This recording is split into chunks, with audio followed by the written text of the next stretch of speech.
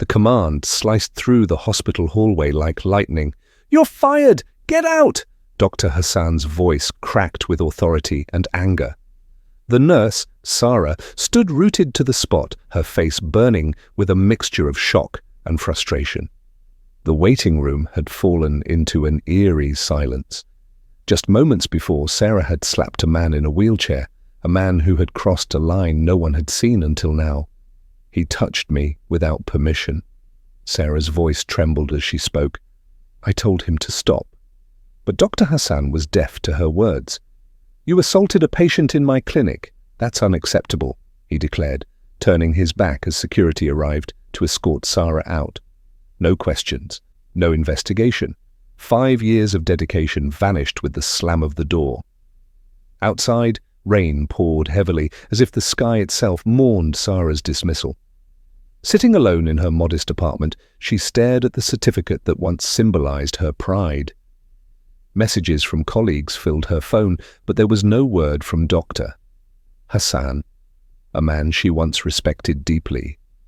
2 weeks earlier, Sarah had noticed Mr. Khan watching her, his eyes lingering too long. One day, he asked for help adjusting his wheelchair straps, then grabbed her wrist, his touch lingering far beyond what was necessary. She confided in Dr. Hassan, but he dismissed it lightly. "He's an elderly man with no family. Don't read too much into it." Sarah stayed silent until yesterday, when Mr. Khan crossed a line she could no longer ignore. Reaching for her waist under the pretense of needing assistance, Sarah reacted instinctively with a slap. Not anger, but survival. The next morning, everything changed. Dr. Hassan walked into the clinic, his usual crisp white coat and clipboard in hand. Yet the atmosphere was different. Staff whispered, eyes averted.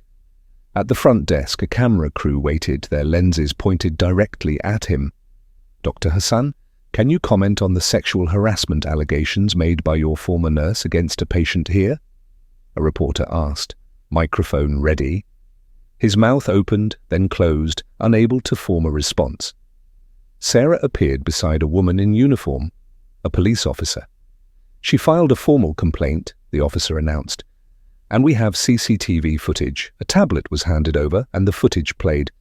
Clear as day, Mr. Khan's hand reached out to grab Sarah, his grin unmistakable. The moment Sarah slapped him was undeniable. The room fell silent. Suddenly, the arrogant man in the wheelchair was handcuffed and arrested. Dr. Hassan's face drained of color as the crowd's mood shifted against him. Whispers filled the room. "Why didn't you believe her?" one asked. "She was brave enough to speak up," said another. Sarah didn't shout or gloat. She stood tall, her resolve unshaken. Later, in his office, Dr. Hassan looked out the window as the rain began anew. A soft knock interrupted his thoughts. Sarah entered. "I didn't come for revenge," she said softly, "but I will not stay silent anymore." He nodded, voice heavy. "I failed you." "No," she replied. "This place must stand for healing, not fear." Changes followed swiftly. The clinic updated its harassment policies, installed cameras, mandated training, and created confidential reporting channels. Sarah did not return, but word spread.